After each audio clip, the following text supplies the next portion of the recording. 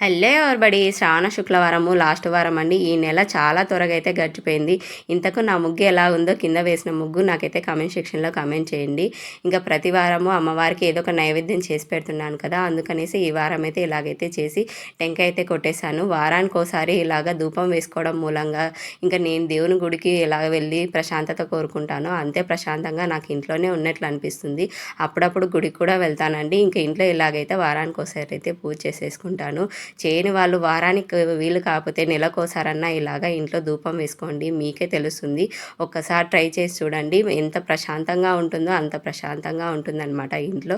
ఇంకా దేవునికి చేసిన నైవేద్యాన్ని ఒక మెతు కూడా మిగిలికుండా పూజ అయిపోయిన తర్వాత ప్రతి ఒక్కరి ఇంట్లో వాళ్ళు తినండి, లేకపోతే వేరే వాళ్ళకి పెట్టండి తినలేని వాళ్ళు.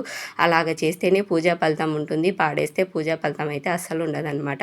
ఇంకా పిల్లలకి టిఫిన్కి లంచ్ బాక్సులకి అయితే ఇలాగైతే చేసేసాను. చిన్న అబ్బాయికి ఫీవర్ ఉంటే ఇంట్లోనే ఉన్నాడనమాట. నచ్చితే